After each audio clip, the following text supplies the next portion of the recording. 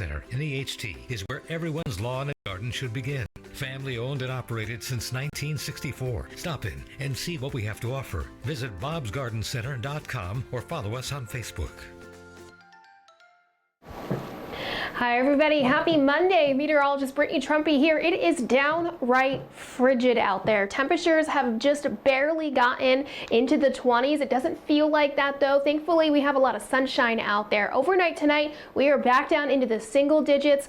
Overall, it does look very quiet. We're not too windy. That wind direction out of the west kind of peaking at maybe 5-10 miles an hour. That goes a long way. As soon as you get that wind kind of kicking up just the tiniest little bit with temperatures this cold, it really has a drastic impact on that wind chill. Mostly clear skies, but as we look forward towards tomorrow morning, a few extra clouds are going to be rolling in. That's going to be the big difference between where we were today and where we're going to be tomorrow. A lot of extra clouds hanging out overhead, and that's going to make it feel a little bit cooler because when we have the sunshine, that helps to make you feel just a tiny bit warmer. Today we're going to be, or tomorrow we're going to be lacking that. Once again in the teens, cloudy skies, we're dry, a little bit of a breeze kicking up again. We continue with the cold weather all the way through to at least Wednesday, and then by Thursday and Friday we'll get back up into the 30s and the 40s by this weekend, which is much closer towards normal. But these aren't even the numbers that we're going to be sort of having to contend with. The number that you have to really mentally prepare yourself for is the wind chill, and that's going to be those numbers that are just a tiny bit lower. So while tomorrow will be in the teens, we'll be feeling like the negatives. Same can be said for Wednesday. Thursday we're up to 30 degrees, but we're still feeling like 24. Wind kicks up a little bit for Friday and Saturday. So even once we start to warm up, we are still feeling very, very cold out there. Remember, it's really important to stay hydrated and drink lots of water when we're dealing with any sort of extreme, whether it be hot or cold.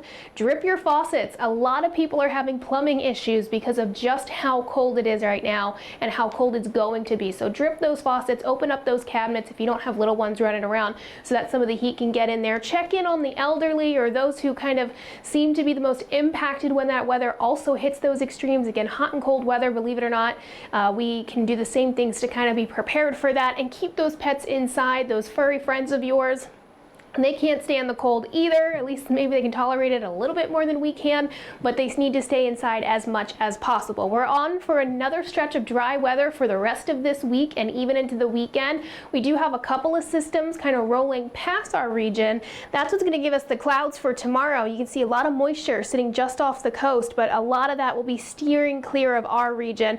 Maybe a couple quick little flurries try to push towards the coastline, but the bulk of the activity we miss out on. We have that high pressure in control all the way through till almost Thursday morning. So we don't really have too much going on as far as active weather. We're just dealing with that cold.